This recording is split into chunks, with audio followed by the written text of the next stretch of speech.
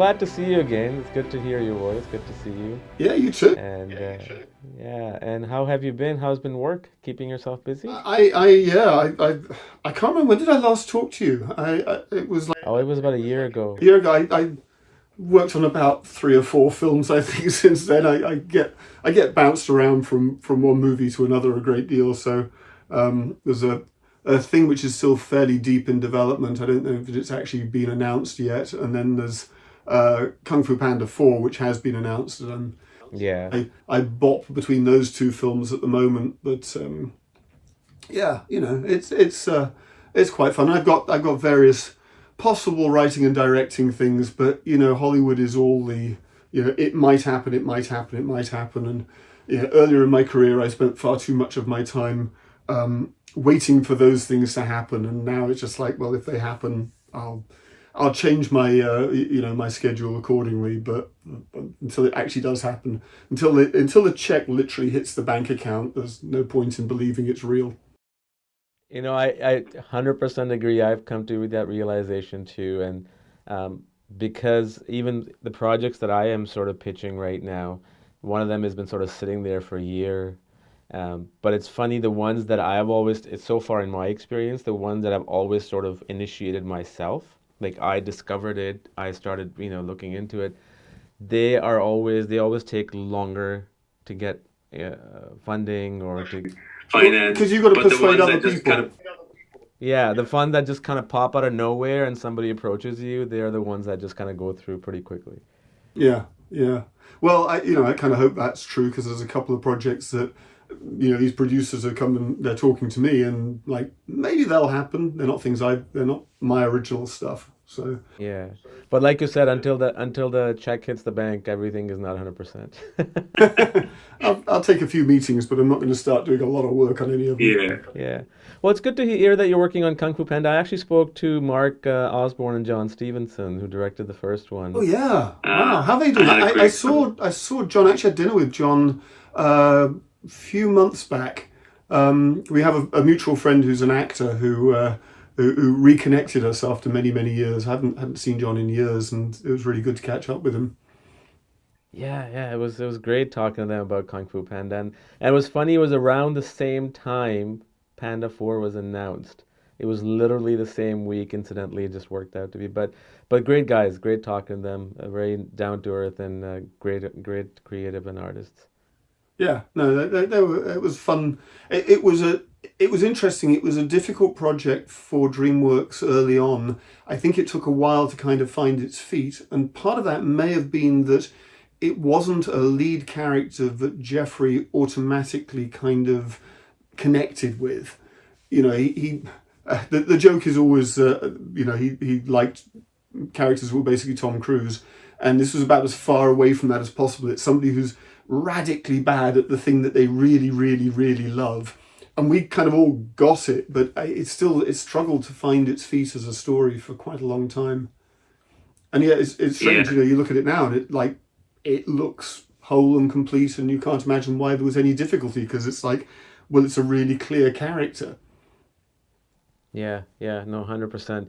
And it's good to see Puss in Boots doing really, really well. I actually um, didn't come across it. Well, I knew about it, but I didn't really see it until maybe a month ago. And I was quite surprised by, first of all, the artistic approach to it, the animation style. I think it's called 2.5D stylized animation. At least that's the, I don't know what the word is, but it had the Spider-Verse feel to it, and it was very, and it reminded me quite a bit in some points, like when they're going through the desert, the landscape reminded me a lot about Prince of Egypt. There was that Well, feel of it it too. does have that look as if it has been painted. There's a lot of Yeah. brushstroke work and so on, even within the characters themselves. Yeah, there's a lot of stuff in that movie, because also there's a lot of the filmmaking style which is lifted from like anime and stuff like that, which is where I think you're probably getting this kind of Spider-Verse connection, where there's very extreme use of perspective and cutting style, and sometimes literally just going into graphic moments and using kind of radiating impact lines and things like that, which I applaud. I think it's fantastic, and it's amazing how well they kind of they they kind of married it into the overall style of the movie. But yeah, it was funny. It's like it's one of those movies that nobody was talking about. Like for the Oscars, nobody was talking about it because just it's Puss in Boots 2. It's just it's a sequel to a spin-off film, and everyone's just thinking, okay, that's just that's like Minions 3 or whatever. It's just going to be another of Yeah, those movies, and it's so much deeper than that. That's the it extraordinary is. thing is it's like this movie's really about some stuff. Well, I found it very interesting the way death was approached, right? Like how his nine lives and it's something that it was dark even for kids, but at the same time it was done really, really artistically and creatively. Yeah. And I, I really resonated with the film. I was quite surprised myself too that I'm actually liking this film. Not because it's not good, it's because basically you come at a point in life where you start liking different things and your taste sort of develops, and I haven't seen an animation film regularly as I used to, the new ones at least, but I actually sat through this, and I didn't even watch it with my kids. I watched it alone, which was like normally it doesn't happen anymore. It's one of those films. It's I refer to these kind of films as cats in pajamas films. It's like, yeah, it's another talking animal thing. But I feel about it the same way as I felt about Zootopia, which I literally went to under protest. My kids said, "No, come on, you got to come and see it." It's like, oh, all right, and I loved it. It was like, wow, this movie. It starts off being like, yeah, a little cutesy little rabbit who wants to be a policeman, and it becomes Chinatown. It's incredible. But yeah, the things which Puss in Boots 2 is about, that it's led, it's this. I read online, somebody made a great description. It's like it's an old gunslinger who's trying to find his mojo again. It's a contemplation of mortality. It's what makes a life worth living. It's reuniting lovers that have fallen out. And then it's an unlikely buddy movie with Perito.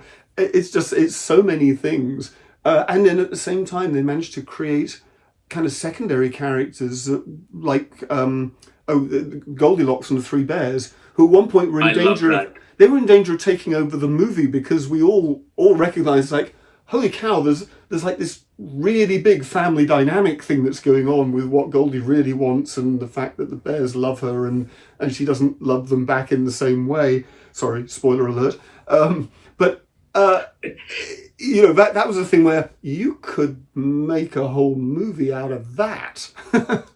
you know. And, Yeah. and so yeah, there were times in the making of the movie when I know that Joel and Daniel were quite concerned that story wanted to expand and like overwhelm a lot of the rest of the movie.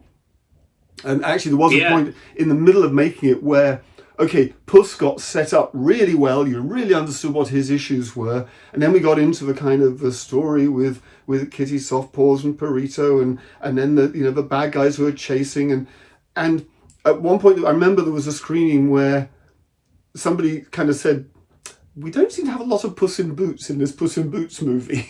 Like, he's supposed to be the centre of the story, and we kind of lose him throughout the middle of the movie. It's interesting you mentioned that because I mean that's how Puss in Boots spin-off got started because of the appearance in Shrek because it was so popular character, and I actually love the Goldilocks and the Three Bears, their chemistry and their connection with each other, and even the animation of the characters, you know. Oh yeah, and, w- and, and w- brilliant voice casting. Florence Pugh's fantastic, but actually Ray Winston, who Ray Winston does one thing, but he does it really well, and he's perfect for this. I really like the sort of, now baby, and you're not well fixed for brains. It's sort of yeah, loving but no. a complete put down. It's like, yeah, he's great. And I think one of the reasons, before I get into the storyboarding, all that, you're talking about how you use the word finding his mojo again, right? And I feel, now that you mentioned that, I feel the reason probably I connected with it too is because, we all go through whatever we're doing in life, we're good at it, and then we sort of maybe take a little fall and then disappear and then take and reinvent yourself. Like every filmmaker goes through that, every writer goes through that. And I think that's, at least for me, now that you mention it, that's probably why I resonated with it, is because of that age thing. Yeah, finding out how to get back up on the horse again and Yeah. shake off the fear. And that's another thing which is astonishing about the movie. Again, spoiler alert, but the panic attack that happens in the middle of the film, Yeah. where having had a few panic attacks in my career, that's such an astonishingly real moment. I hear that Taylor Meacham actually asked for the scene because he'd experienced panic attacks himself, and he said, "I've got to board that scene. That's my scene. You've got to give me that scene." And it was incredible. Even in the storyboards, it was incredibly powerful. Yeah, I bet. I bet. So let's get on with your role on the film. I mean, I know you work continuously at DreamWorks Animation on different projects and stuff, but how did Puss in Boots come about to you? Was it just like a regular landing of a project, or was it more to that? Joel tells me that when they took over the movie, because originally it was being developed at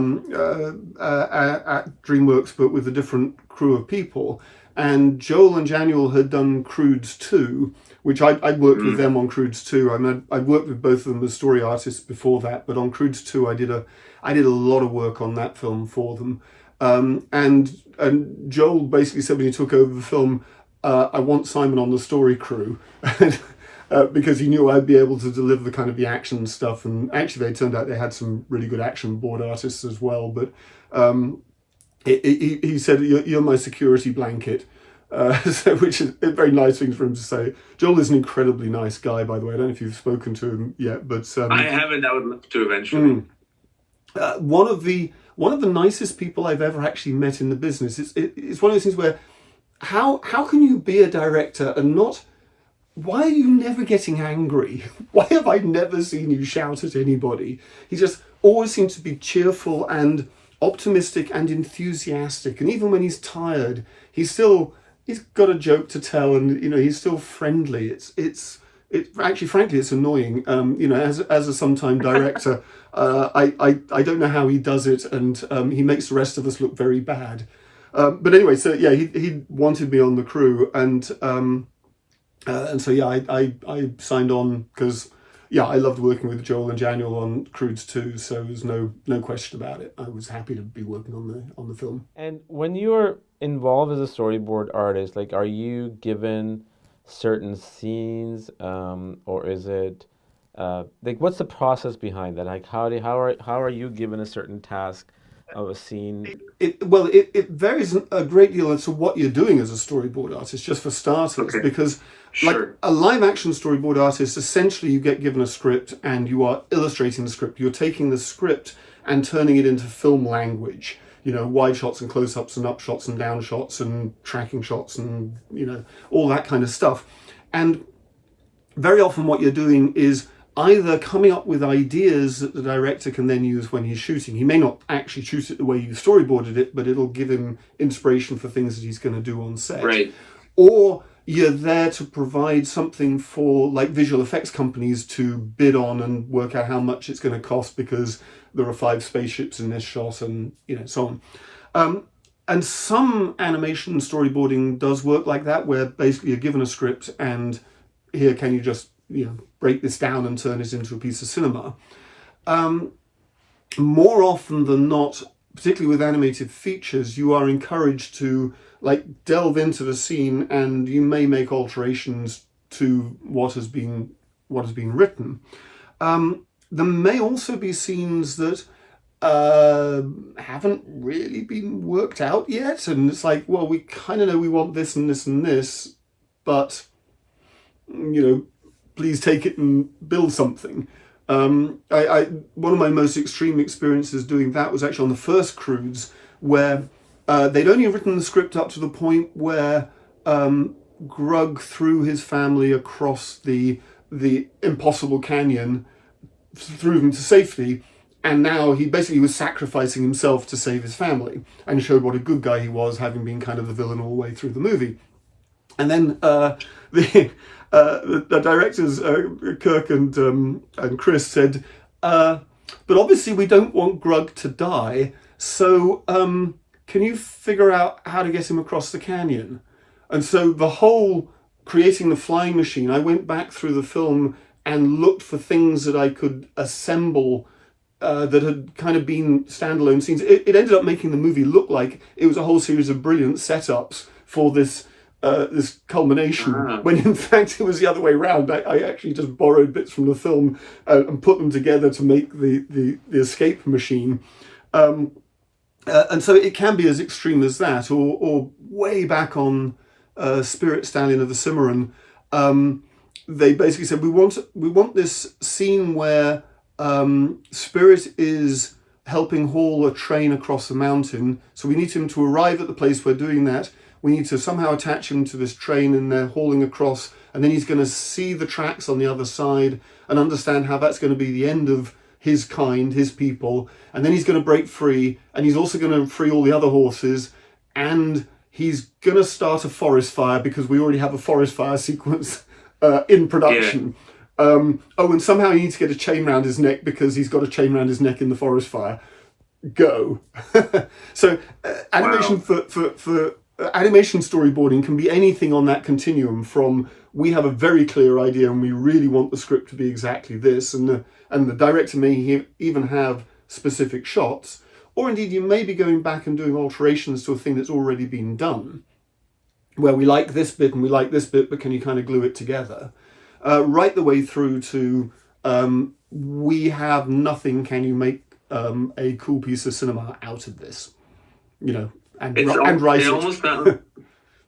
It almost sounds like editing, but backwards. Like the Totally. second example. I mean, the reason I enjoy doing it is because actually you get to do everything. You get to do the character performance. You very often get to write a lot of the dialogue or rewrite the dialogue. You get to do the cinematography. You get to do the editing. You basically get a little moment where you get to do the film. Now, it gets taken away and people change it, or they don't accept it, or they have you make changes to it and so on. But for a little while, here you are sitting on your couch drawing your pictures, and you can just create the movie the way you want it to be.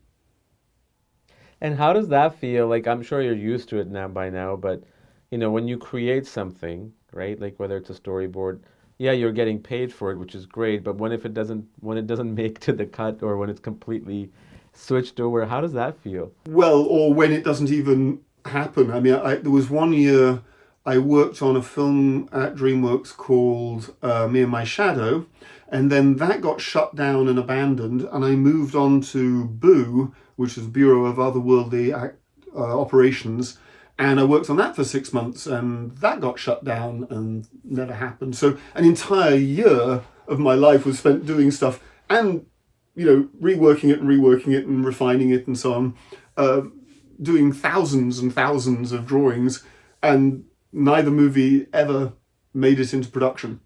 That's actually the most kind of heartbreaking, because you always see there's lots of really good bits and stuff, and even you might like the movie as a whole, and they've abandoned it for one reason or another. But yeah, I mean, everything you do as a storyboard artist is automatically on explosive bolts. It's going to get jettisoned instantaneously. And actually, I remember Brenda Chapman telling me about the Gush and Flush Awards they had at Disney, which was because she'd been a story artist at Disney and worked on a number of things. She'd been head of story on Lion King, but had also worked on things like Hunchback. And she said, what would happen is you'd pitch something. This was back in the days when you'd pin up all the boards on a board, and you'd stand there and pitch it. And everybody in the room would just love it, and it would go down to editorial, and they'd cut it together and they'd put it in the movie, and then you'd have a screening, and that entire thing would get cut out. And it would just instantly flushed. And so whoever got the most positive reaction and then had the quickest having it cut again. I actually had that on Puss in Boots 2. There was a song sequence that took place when all of the characters have entered the forest and they're making their way, and they had the idea of having a song where each character kind of expresses their archaic injury, what had happened to them that led them, that made them want what they actually want. So Goldie had a verse, and Big Jack had a verse, and Puss and Kitty had a verse. Actually, Perito did not have a verse, but it was those characters, and they got a rough version of the song had been created, and I boarded the whole thing out, and pitched it.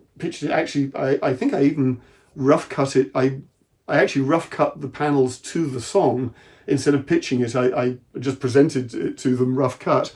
They loved it. And about 2 days before the screening, Joel and Daniel called me up and said, okay, so Simon, we put the whole movie together, and we were 7 minutes over running length, and we're getting close to really, we got to get right on the running length. And well, the song was 4 minutes, and it just drops right out of the movie, and it's like, yep, okay. At least I cut it together myself. I got to see it. But it never even made it to a screening. Now, can you use any of that stuff that is abandoned in terms of a project or something like this for your own portfolio purposes? Are you allowed to, or? I don't know. One of the strange things is I've never had a portfolio, so I don't know what the rules are about having a portfolio. I don't have a website or anything like that, so I've never dealt with what am I allowed to publish and what am I not allowed to publish. I don't think there's a problem with that. I think DreamWorks are okay with that kind of thing of like, yeah, sure, you can put that out. But yeah, I've done so many of those things. I mean, when I worked on Croods 2, originally Croods 2 was actually being developed by Kirk and Chris, who did Croods 1, and I boarded a huge action spectacular third act culmination of the whole story, like bunch of sequences, sort of like 10-minute section of the film, and then they did a screening and changed the story completely, and so I did a completely different huge 10-minute sequence, and then they had a screening and changed the story completely, and I did a third completely, and these are enormous things where like the two dads spun around so fast they actually caused a whirlwind which then leapt onto a volcanic vent, sucking lava up into the whirlwind that then leapt into the ocean and into the path of a tidal wave, sucking all of the water out of the ocean up into the sky. And of course all the characters are, there's two entire families in Croods 2. So it was that kind of scale of stuff. And then they shut the movie down completely, and that all went away. And then Joel and Daniel took over the movie, and I did another third act for them. So, what you are doing is always destined to be thrown away. I mean, even when some of the shots you did actually make it through layout and get animated, it's not your work that's on screen; it's ideas you had. It's a thing I've got very used to, but yes, it is painful, particularly when you're a young storyboard artist, just getting used to the idea that like 95% of what you are going to do will get thrown away, and the remaining 5% will get changed. Sometimes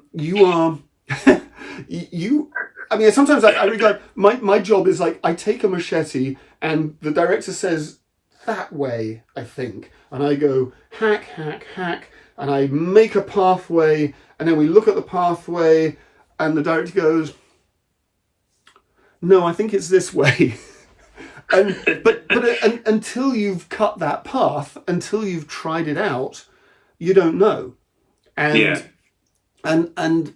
any amount of discussion, you'd think people would be able to figure it out, but even when you've got a really great script and everyone thinks, wow, this script is killer, we love it, even then, when you actually put it up on the screen and look at it, you go, oh, okay, it's not really saying what I thought it was going to be saying.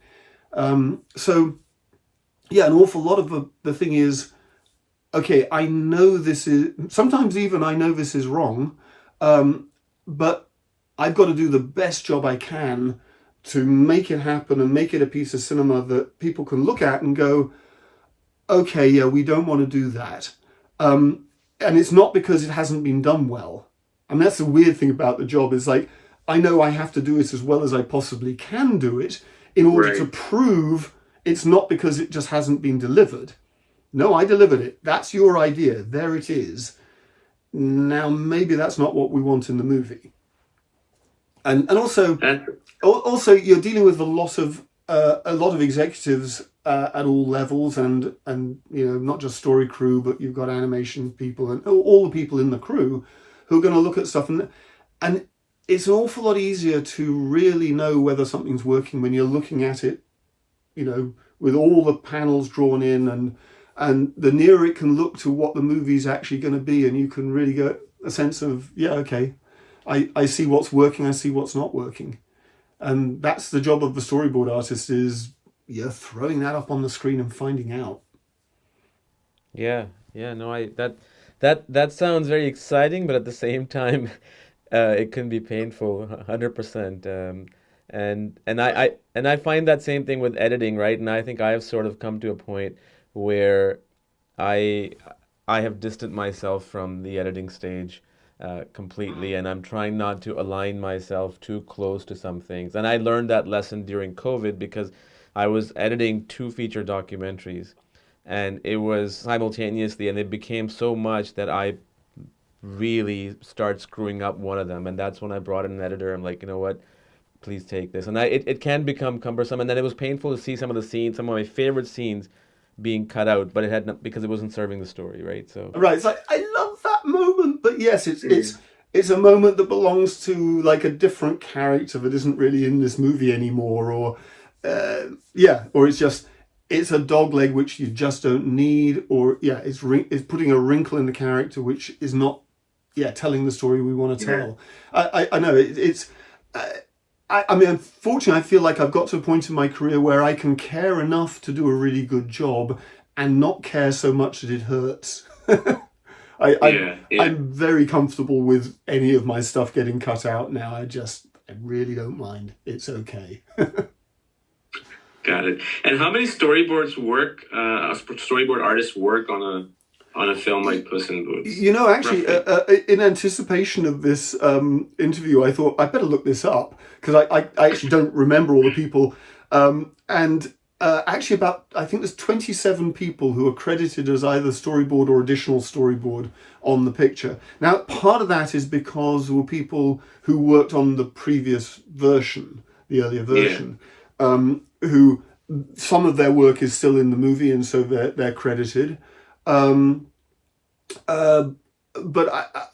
usually you have a crew that's 6 to 10 people, something like that. That's not bad. Yeah, and it's great when you can have a story crew that actually comes together and looks at stuff and discusses stuff, and they're actually together when stuff is getting launched or stuff is getting reviewed. Because typically the way that it works is that the directors and the head of story, in this case Heidi Jo Gilbert was the head of story on Puss in Boots 2, they'll sit down with you as a story artist, and they'll go through the pages or whatever notes they've got, or you look at the previous version that you're going to be changing, and so on, and they'll talk through what they're going for, what the ideas are, what the emotional intent is, all of that kind of stuff. And it's really good if you can actually have other story crew members there at the launch as well, because very often they'll throw in ideas, and as a story artist you get to steal their ideas, and then they're your ideas, so you look better. And also when you're reviewing stuff, it's quite good if there's sort of more than just the directors and head of story looking at the finished result, because apart from anything else, you've got an audience, you've got people who are actually responding to the jokes and things like that. It's nice when you have a number of people, because it kind of it gives you someone to play to. right. And the fact that the film came out this past year, right? So I'm imagining all the storyboarding and all the pre-production work, or even production work, was taking place during COVID. Mostly, yes. It was actually, that film was done on an extraordinarily tight schedule. Joel and Daniel took over the movie, I think, 18 months before it came out. Now, Okay. some of the first act existed in a form pretty similar to how it ended up, but they did an extraordinary job of getting the film done in the time. I mean, also, everybody on the film, from story artists through layout and animation, and the people doing the design work and the color and right the way down, people worked painfully long hours, which is another reason why I'm amazed by Joel and Daniel, because people did stupidly long hours. They killed themselves to get the movie done, and still at the end of it, they came away saying, "This was one of the best experiences in my career. I had so much fun on this movie." It's like, how did he do that? But yeah, they delivered that film in a year and a half, which is incredible. That's quick because normally, I mean, for an animation film like Prince of Egypt or Kung Fu Panda, even like there's a big gap. It takes good 4 years. It's 3 to 4 years, yeah. 3 to 4 years, yeah. Prince of Egypt, we started kind of in earnest in the middle of '95, and it came out kind of Christmas 98, although we'd actually finished it like September 98, I think. So yeah, that was pretty accurately 3 years. But yeah, that's twice the time they had to get Puss in Boots. And the story alterations, because one of the things that happens as a storyboard artist is, you do a sequence and then, or several sequences, and you have a screening, and then you start getting notes back, and then the directors sit you down and they say, okay, we want to go back into that scene and we want to make these changes. And I have to say, one of the most extraordinary experiences of this movie was that every change you always saw, oh, that's going to make it a lot better. That's honing in on the story point, or it's refining the gags so that the gags all feel like they belong with the characters and they're not just gags for gags' sake. Sometimes you go back in, it's like, well, we're just going to make this a lot funnier. It's like, well, yeah, but is that serving the character and the story? And one of the reasons I would work with Joel and Daniel in a heartbeat again is that all the changes, you always felt like, damn, I've got to go back in and draw this again, but it is going to look better when I do it. Yeah. And again, going back to the animation style, I just think that I hope, because what's happening now, right? Like and again, you know this more than I do, is that I'm just talking about the evolution of animation. Like when you look at the 40s, 50s, all the way up to the 90s, and then in my memory, and I was talking to Brenda about this when we spoke about Prince of Egypt, she had worked on Rescuers Down Under with Katzenberg at Disney. And I think even though people give a lot of credit to Lion King for the style of animation, I think it originally started with Rescuers Down Under. And it wasn't such a popular film as opposed to Lion King. Although obviously there were differences. And then there was computer animation, right? Toy Story, and then the level of animation, 3D animation. And then with Spider-Verse, I think a lot of things changed. Like people received it, people liked that film a lot. Even I.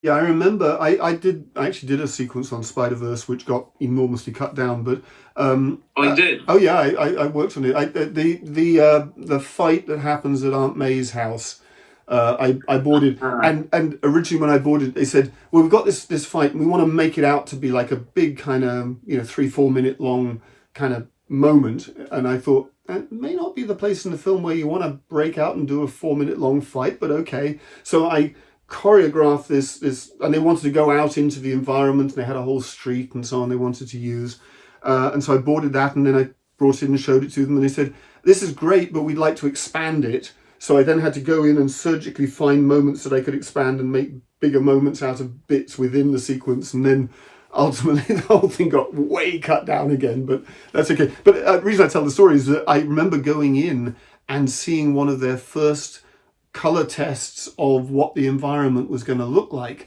with this amazing, like the print effect. So when things were out of focus, the colors were slightly off register, like bad comic book printing, and just there was, I think I had a shot just moving through a subway car, and he looked at it and went, I want to watch that. That is incredible. And yeah, and the whole movie ended up being beautiful in that way, that it really it was like, okay, that whole 3D animation thing, because everyone's been, because the tools are basically built to do it, everyone's been going Yeah. for more and more realistic, beautiful flowing hair and lovely cloth simulations on, which Yeah. I love, by the way. I think it's fantastic. But, no one had been kind of pursuing, well, yeah, but why would we want to do that if we're not making a live action film? I mean, it makes sense if you're doing the half of the Avengers, which is actually animated. Then you've got to make it look real because it's got to fit with the bit that isn't animated. But yeah, if you're making an all animation film, why would you not have a design style that is its own thing? And that's what I like about this film because again, I spoke to you about this and Steve and Brenda when we were doing Prince of Egypt conversation, is that I really miss the old style of 2D, Spirit style, Cimarron, Prince of Egypt, The Lion King, like that. Those three films for me are like the perfect example of combination of 2D with 3D. And I hope we're going back to a crisscross between 3D and the painting style because it looks beautiful. It looks absolutely beautiful, and I certainly hope that that is the next thing now. Yeah, What What do do you you think? think? no, I'm with you. I feel like not everything has to be the same. Yeah. I mean, I feel that kind of radically about animation generally. It annoys me enormously that animation is seen as a genre when it in fact is a technique.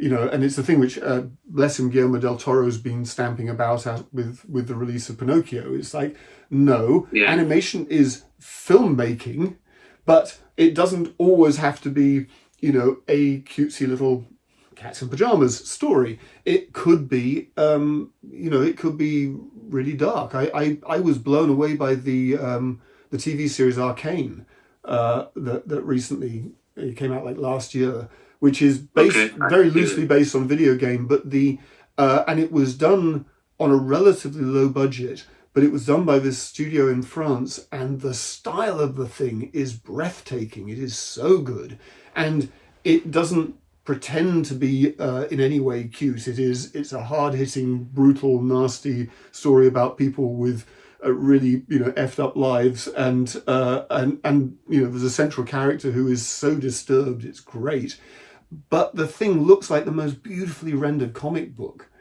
and it's all done in 3D, but it looks like every shot looks like a painting. And you look at that and go, oh, I want to see a feature done that way. Please do a feature film. Yeah. No, I was just looking at some stills from Arcane. It looks beautiful. Oh yeah, it's Um, really well worth watching. It's also, I mean, I watched it and thought, holy cow, there's a few of the action sequences here. I need to go through like frame by frame and study, because I think I need to up my game a bit. There's some stuff they're doing in the storyboarding of this, which is so spectacular, and it's such a brilliant kind, just like the cinematic thinking that's gone into it yeah. Well, is very, very, very good. Well, it just feels like I feel that with painting, right, and 2D animation that I feel texture. Like I literally feel like I'm touching the screen and feeling the painting or the characters. And you just reminded me, it just kind of came to my mind. I don't know if you probably were familiar with it because it was in the early days of DreamWorks. There was a series called Invasion America. Do you remember that? It it it was it came out literally in the very late 90s. And I don't know what channel it was on, and it was like anime style. It was basically about a group of aliens trying to invade, America.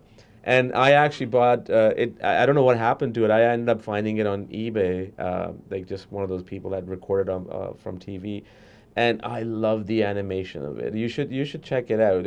I don't know if it's out there somewhere, but I wish they had done some sort of release with it because I loved it. I love the story, I love the characters, and I love the animation. Well, yeah, I mean, pulling us back to Puss in Boots, actually, one of the things I really admire is the way in which they liberally stole all these kind of anime style things. There's a brilliant fight at the end of the movie that I wish I'd boarded. I boarded all the stuff around it, but I didn't get to board the actual fight itself. It was Anthony Holden boarded it, which is where Puss actually does meet and fight with death. And that is just like straight up anime. It's got the whole kind of, Naruto running stuff and like huge, amazing impacts and kind of, kind of graphic bits that are, just stylistically added in to give, punch and effect. And I look at that and go, wow, they like threw that into a mainstream movie, and it's terrific. It's so fantastically over the top heroic. Also, the first meeting with Death in the bar, which starts very, very quiet, but when they actually fight, there are some really extreme pieces of momentary animation in there, like the super slow mo that suddenly the whole screen goes red, and it's just they are portraying the emotion on screen. Much more than just depicting what is happening. They are expressing it, and I love it. I think it's fantastic. And it's all about experimentation, right? I find in any kind of, whether it's technique or genre, create filmmakers or directors or producers are always trying to do whatever is sort of popular, and there's already a few of people that like to sort of break those chain of the rules and all that. And I think that's what's happened with Puss in Boots. And while we're talking about Puss in Boots, I wanted to know, just give me an example of one scene or one element that you were working on and you were just not getting through it, like a writer's block type thing, right? Like, and how how did you overcome that? What scene was that? What was the process of like that?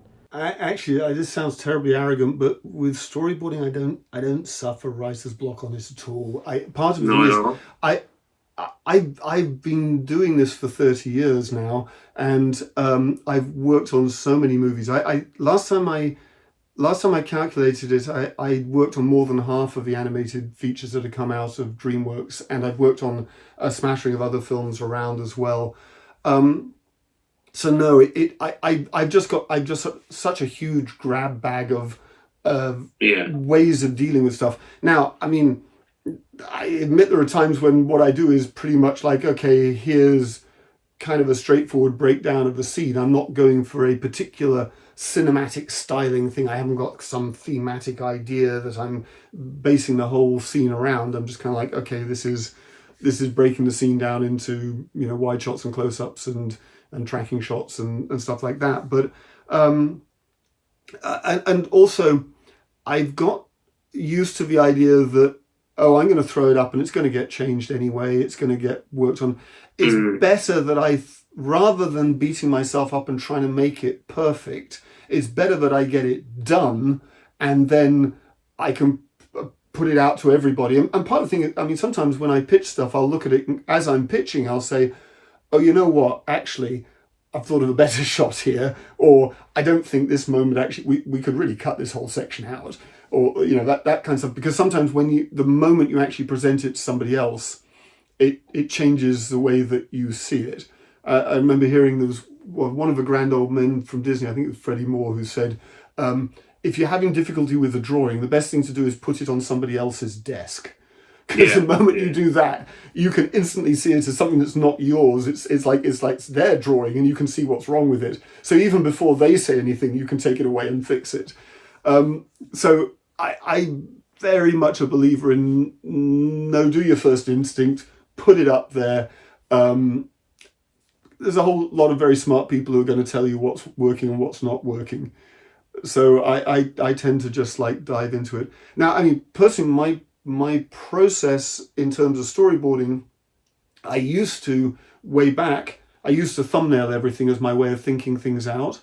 And in the last 10 years or more, I've got to a point where I can kind of envisage it in my head clearly enough that I can write out just a shot list that describes the whole thing. And I can break down a scene kind of in a day. if I've got like a, I don't know, 5-6 page scene, I can work out how I'm gonna cover that in a day, and then I can present that to the directors before I bother doing any drawings. And part of that is that I'm incredibly lazy and I don't want to do the drawings if I can avoid it. So it's better to like, here I'm thinking this idea, and write it out, and they can read it and go, we don't want the character to bounce on a trampoline and then fall out of a window. We'd rather that he rolled off the bed and just a different piece of business. And I haven't spent a day drawing this whole thing that they don't want. Sure. So it's where I try and short circuit the process, because drawing is slow. Drawing is really slow. Yeah. And no matter how fast I get, it's still slow. When you're doing the storyboarding, right? Like you said, it's a day for you to do it. Is there any kind of, and I'm not familiar with animation storyboarding, so forgive my ignorance. Is it like a coverage thing that you do, or is it like lots of different pages that you work on? Like what's just the process of, let's say a scene like the bar scene, like let's say if you were storyboarding it. Just to pick up on something you said earlier, I can figure a scene out in a day. It's going to take me a week to draw it. That's the reason why I do the writing. Is that that's what I was confused with. You must be really great at it. I'm fast, but I'm not that fast. But no, you do. I mean, the way I storyboard, I am literally composing the shots, the camera angles that you would see, and I am drawing. I very rarely do fewer than 3 drawings in a shot, because I always feel like there's a beginning, middle, and end to an action, and very often it's like a dozen drawings within the shot. I'm kind of animating it. I'm doing like key moments, and so I average. I think I average about 2 drawings a second in dialogue, and about 3 drawings a second when I'm storyboarding action stuff. So typically, it's in the order of 90 drawings to the minute, something like that. It's a lot of drawings. I mean, live action storyboarding tends to be like, this is the shot, and maybe there's an arrow to show where the character goes, or there'll be arrows around to show that the camera's trucking in, or something like that. But animation storyboards, you are, like when Taylor did the panic attack scene, he's doing both parts of the cat, and then he's doing changes in the cat. So there's dozens and dozens of drawings that go into making that moment. And when the dog comes up and looks at him and he's like doing this,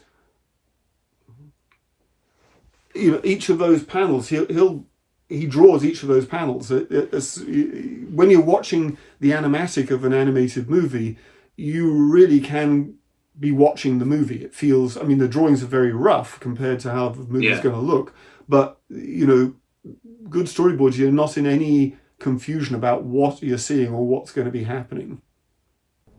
Yeah, no, and speaking of like the drawings I first came across that, I think it was in 2001 when Shrek was coming out, and there was a test screening of it in LA, and Katzenberg was there and Mike Myers was there, and they had shown the test screening, and all of us, I had no idea, that they were going to have like these 2D sketches in there where the scenes are not completed, and I was like, for like 5 seconds, I'm like, what just happened here? Is this the movie? But then I realized that obviously these scenes are not completed. They actually took to doing a thing where they'd show like, okay, this is what the finished film's going to look like, but sometimes you're going to see stuff that's not fully colored, and sometimes you're going to just see layout, and sometimes you're even going to see these horrible scribbly things. These are storyboards, and here is the same scene playing out as storyboards, and here it is playing out as, they got into making these little kind of explanatory 2 or 3 minute shorts that went before the films to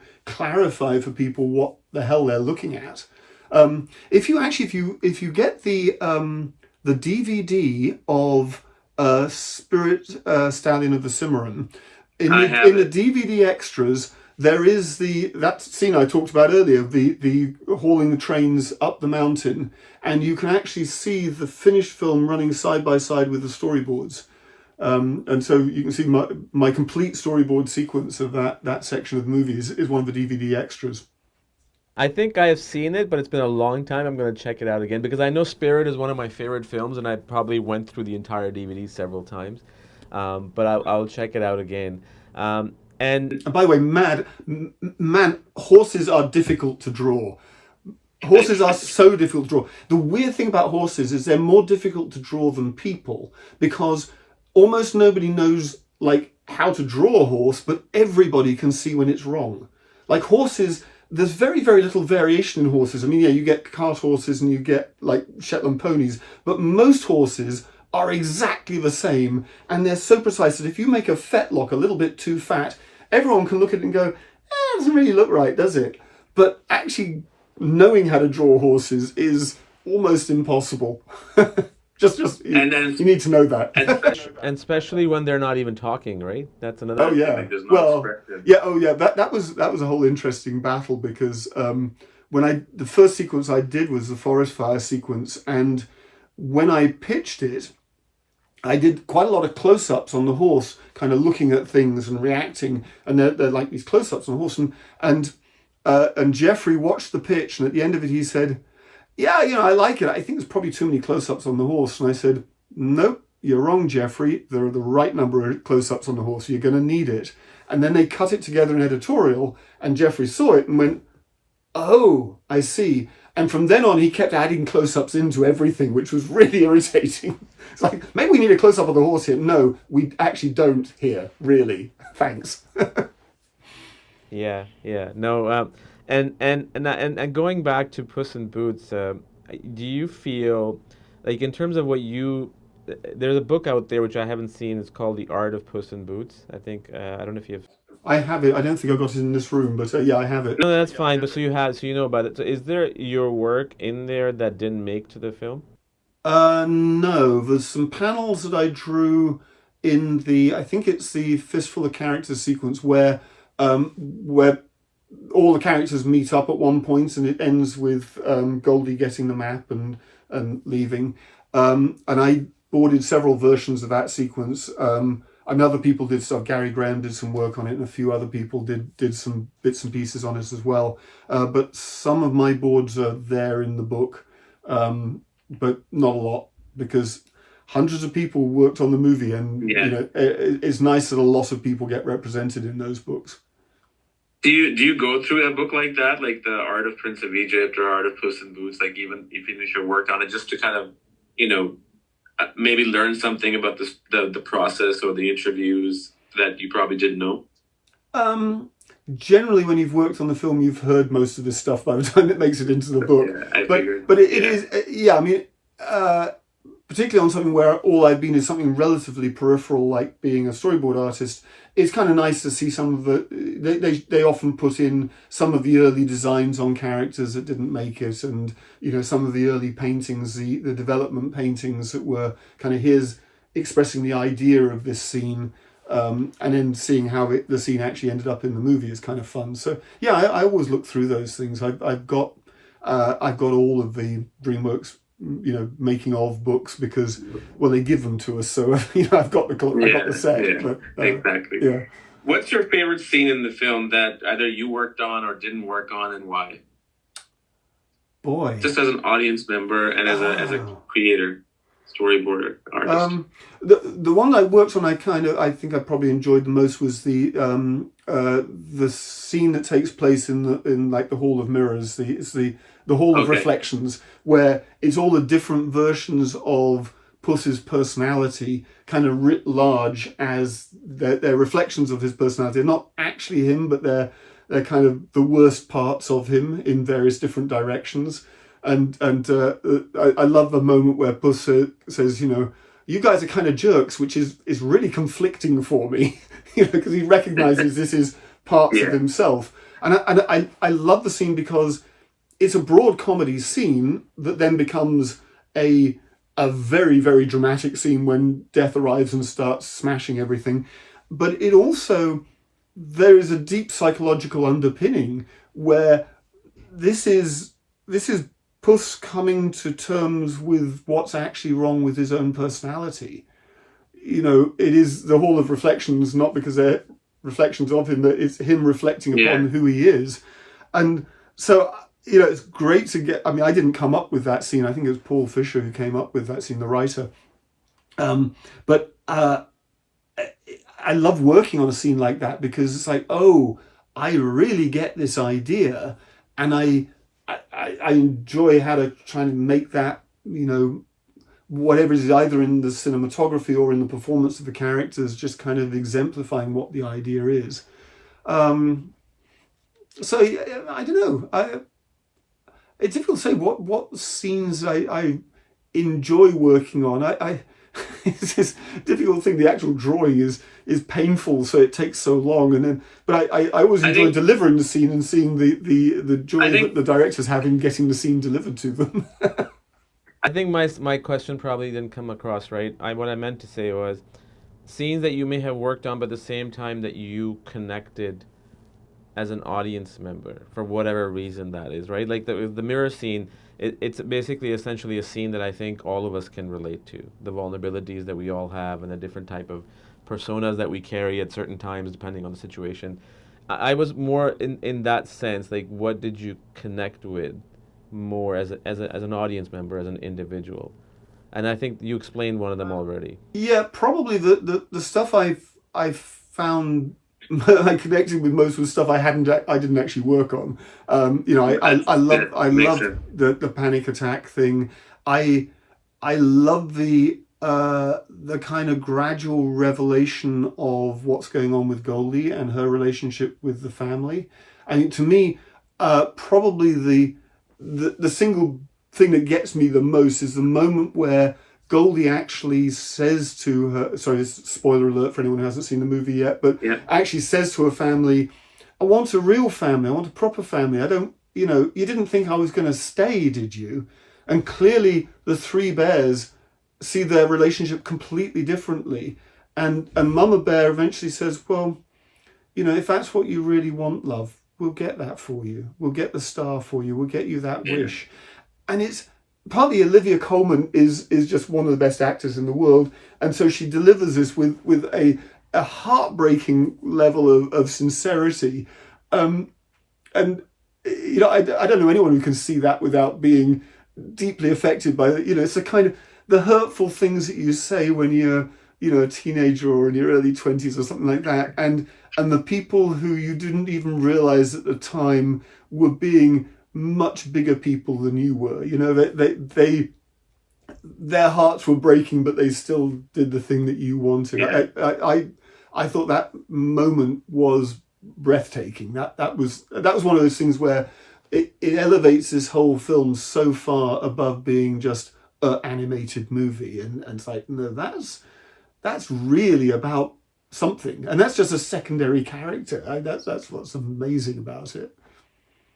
But yeah, I think that, sorry, in terms of storyboarding, I tend to be thrown at the big action complicated scenes that have you know, lots of strings of things going on and overlapping and interlocking stuff, because I can sort that stuff out. And I sadly I don't get to be given those sincere, delicate moments. I wish I did. But the trouble is, if you've got somebody who can, you know, deal with an entire orc army battling on the field of Minas Tirith, that's, if you've got one person who can do that, then you give him the battle scene, you know? Yeah, exactly. There is just a couple of more questions, Simon, and then I will let you do your thing. I'm sure you have a busy schedule. There is and there was an announcement last week or a couple of weeks ago of a live-action remake of How to Train Your Dragon. What do you feel about that? And do you feel that if that one is successful in 2025, I think we're going to see live-action remakes of pretty much all the DreamWorks films down the road. I don't know. I mean, here's why I'm excited about Dragon being remade as live-action, where I'm honestly not a big fan of all the other remakes that have been done. Neither am I. They some of them succeed reasonably well. I thought the Beauty and the Beast one was pretty good. I've got to be honest, I couldn't make it through like the Jungle Book. You know, it was, and partly it's just like it's not as entertaining on a moment by moment basis as the original animated film. Yeah. But the reason why I'm excited about Dragons is because Dean DeBlois, who was Yep. the director of the Dragons franchise, I mean, the first one was him and Chris Sanders. Excuse me, but very much this property is Dean. He wrote them, he directed them. He's a big fan of Game of Thrones, and you could always feel when he was. Because I worked a little bit on one of the Dragons movies. I can't remember which one. I think it might have been 3. I think the first one was it the first one or the Oh, I love the first one. I wasn't on the first one at all. Okay. But I think I did some stuff on 3.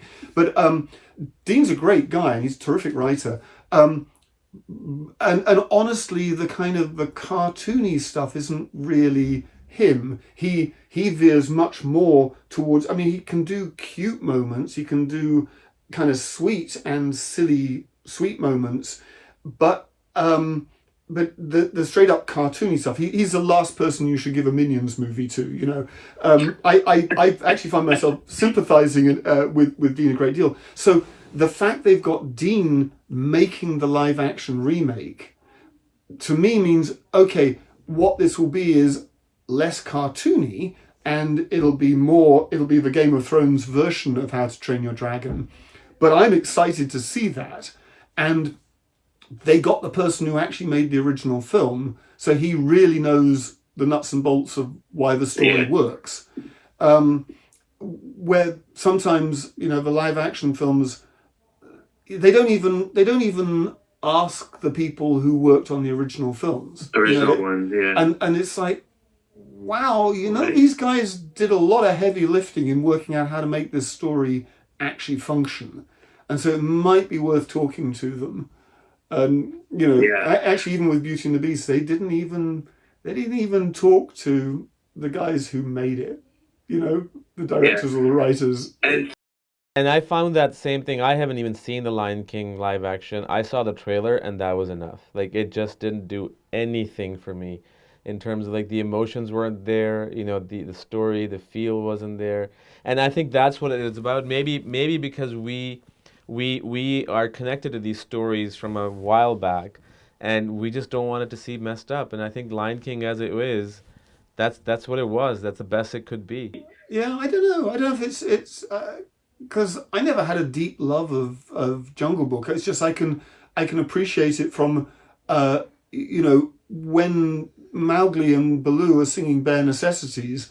There's a whole lot of clever business, and it's entertaining on this moment by moment basis where I'm engaged in what's going on. They're not just floating down a river singing a song, and which I'm like, can you do something? Don't just float. Can you do something?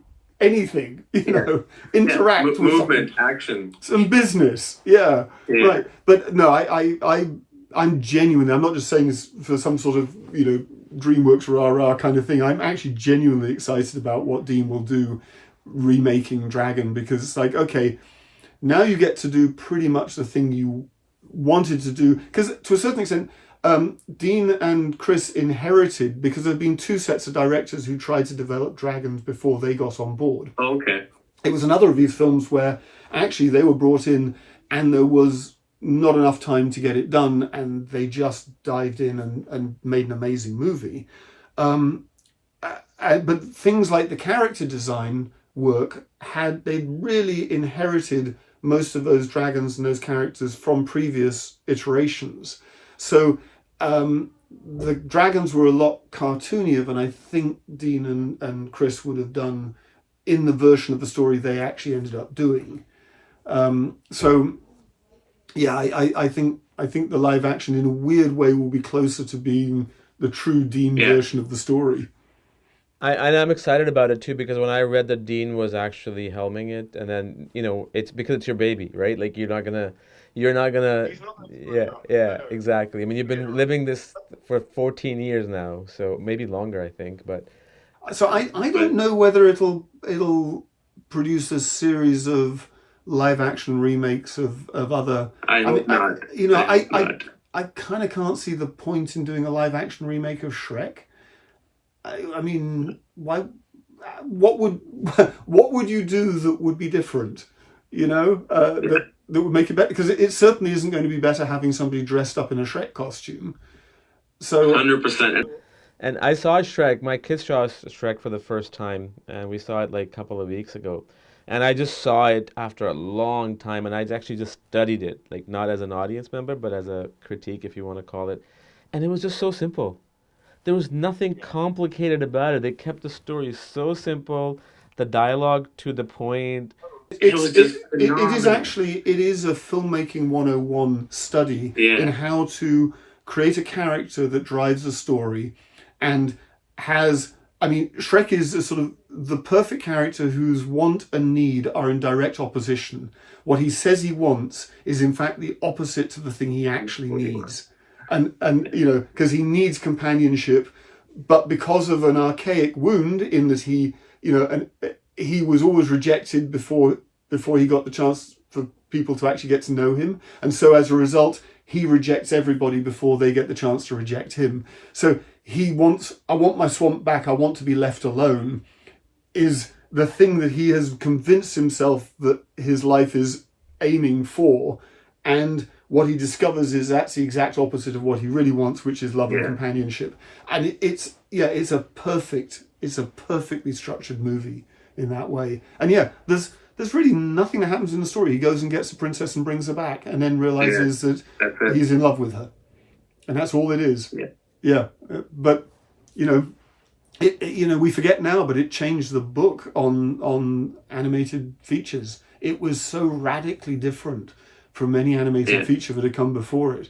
Not least because of like the needle drop of all these songs that are used to illustrate without characters actually singing them on screen, and the level of irony which it sort of viewed essentially its own storytelling, and it kind of did what The Princess Bride did in both living in and making fun of the world that it was Yeah. occupying.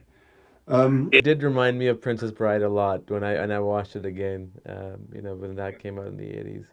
But yeah, no. And just lastly, Simon, whatever you can tell us that you're allowed to say, what are you working on right now in terms of at DreamWorks or independently?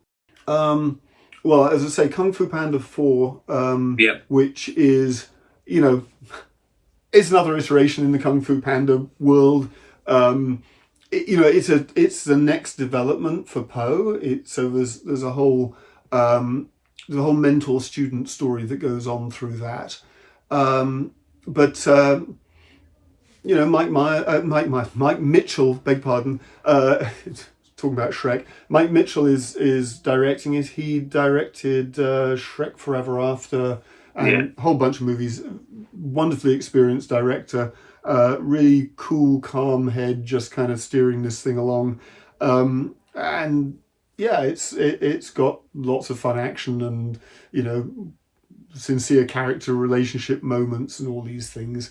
It's a fun movie to work on. I think I've actually worked on all of the Kung Fu Panda movies because I actually even did a Okay. sequence on Kung Fu Panda 2, even though I was writing and directing Mars Needs Mums at the time. I did actually do a sequence for Jenny Nelson, storyboarded a sequence. I actually don't even remember what it was, but she remembered. It's funny you mentioned Moms Needs Mom, Mars Needs Mom. I had two people reached out to me after they saw your interview, your conversation about the Prince of Egypt, and they're like, "We need to get Simon to talk about Time Machine and Moms Need Mars Need Moms on the podcast." So, if you're ever down for it, would love to talk to you about Time Machine. They were. It's interesting. They were very different experiences for a whole lot of reasons, and not least that my wife and I wrote Marsney's Mums versus Time Machine, where I was very much a director for hire on the Yeah. show. So yeah, no, I'd be up for that. Sounds great. Anything else you want to share, Simon? Anything? Just last piece of a tidbit. Apart from honestly go and see the movie, anybody and everybody. It actually is a really interesting thing because the movie Puss in Boots 2 has been like huge online. My kids, who are in their early 20s, keep showing me stuff where people have taken bits of movie and re-edited it, or they've used Oh, really? and used it in memes and all kinds of stuff. And I saw a thing just the other day where someone had actually built Death's sickle, hinging sickle thing. They made a full-size prop of this. It's like, Wow. holy cow, it looks great. And so I've been passing a lot of these things on to the directors. But I had lunch with Joel and Daniel a week or two ago, and they said they'd been talking to the publicity people and saying, you know, this film's actually really connecting with an older crowd. It's like older teens and college-age kids are going to see this movie. And he said, well, let me look into that. And so they went back and they actually talked to the exhibitors, the actual cinemas themselves. And although they don't know what ages are buying tickets, what they can look at is say, oh, okay, we have a whole lot of block tickets. That's obviously a family buying a block of 4 or 5 tickets at a time. But the vast majority of tickets are actually single purchase tickets for this movie, which is very, very unusual for an animated movie, because most animated movies are family movies. And not that this isn't a family movie, but an enormous number of individuals, which means, people going out on dates together, or people just going as a group and it tends to belie an older age group. And yeah, I saw something online where this guy had been dragged to see this movie by his adult friends, and it's like, why are we going to see an animated movie? And then he just did this paragraph where he listed all the things that were great about the movie and said, I can't believe I'm saying this, but, and it's genuinely a feature film. It's a real full-ass feature film versus a lot of animated features are kind of a collection of gags and a pretty thin story at that. Yeah. And are that sort of predictable, believe in yourself kind of, homily. Sure, yeah. And this has some real humanity in it, some real stuff that goes on in these characters. So I'm recommending it to everybody, particularly people who don't go and see animated movies, because this is a whole different animal. And to that note, I will say it actually reminded me, I don't know if you've ever seen Better Call Saul, the spin-off of Breaking Bad. I've never watched it, actually, no. You haven't seen Breaking Bad? I watched the first season of Breaking Bad, and I kind of like, okay, I've got enough of this, and I never watched Saul, so I probably should. Well, Better Call Saul is the protagonist reminded me, the Puss in Boots reminded me of the protagonist in Better Call Saul a lot in the part 2 film. But on that note, I saw Breaking Bad's 2 episodes and I had the same feeling as you did.